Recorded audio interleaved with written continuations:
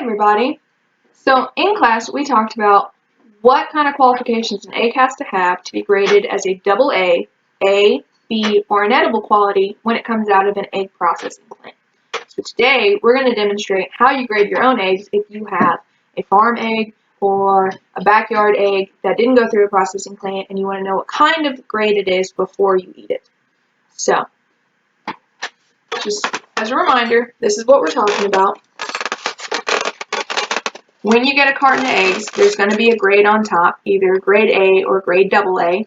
And so this is what we're talking about. So at the end of this, you'll be able to put your own barnyard eggs into one of these categories, and you'll be able to grade your own eggs and maybe even put them in their own carton with their own grade on top. So to start this process, what you'll need is a flashlight. You'll need a piece of cardboard big enough to go over the top of the flashlight and fold it like that. You'll need a pair of scissors, a pin, and a piece of paper to record what grade you give the egg. You'll also need an egg and a plate. So, just as an emphasis, you're using scissors, so please be careful, especially around your fingers. You don't want to accidentally cut yourself when you're cutting the cardboard.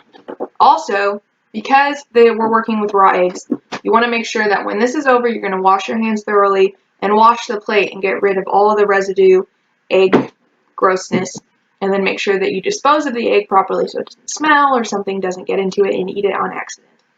You just want to make sure you do that properly. Now, so to start, we're going to start with the exterior grading.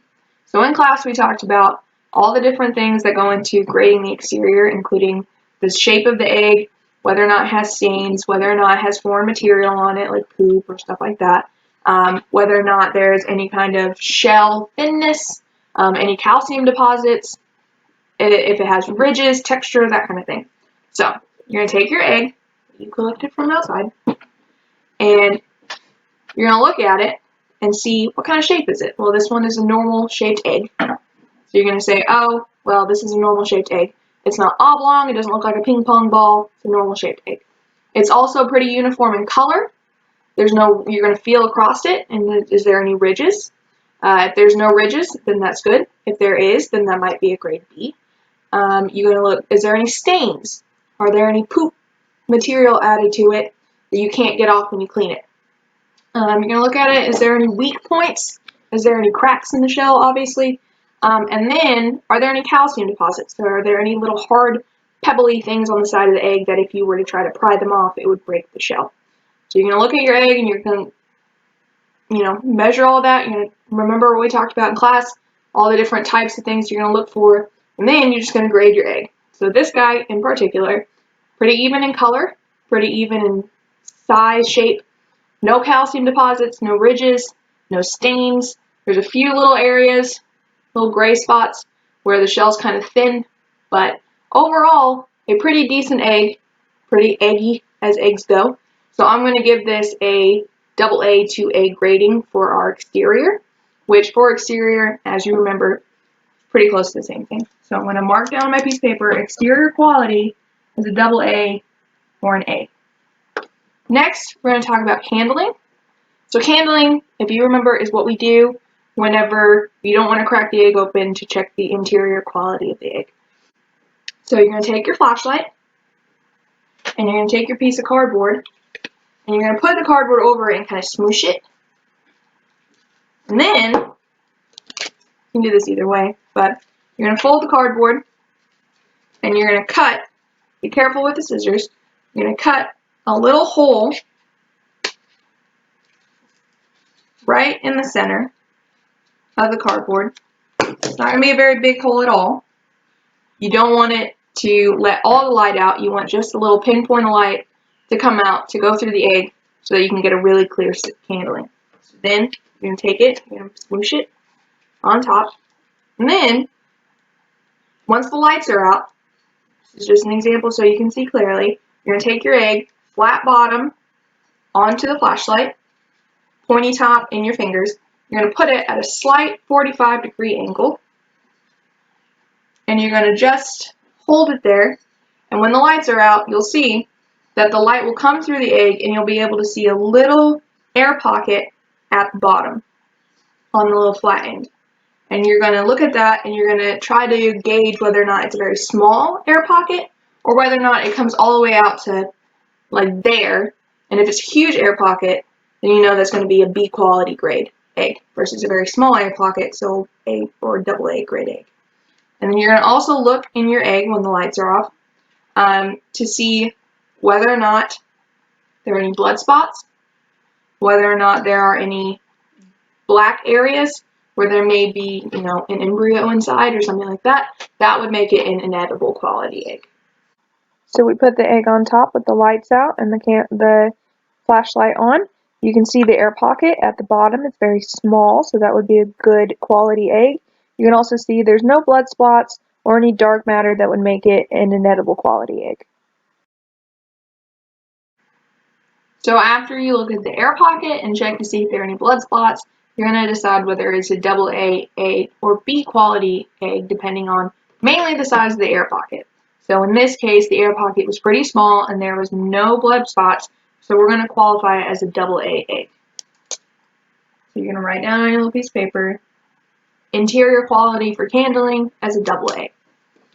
The last step is when you actually break the egg. So you're going to take your egg, you're going to gently break it against the side of the plate, just like you're making scrambled eggs. You're just going to crack the egg onto your plate, like so. Next, you're going to look at your egg, which is on your plate, just swish it around, and you're going to look at the ratio of thin albumin to thick albumin. We talked about this in class. The thick albumin is the really kind of gooey egg white that surrounds the yolk. The thin albumin is the almost watery stuff that kind of spreads out.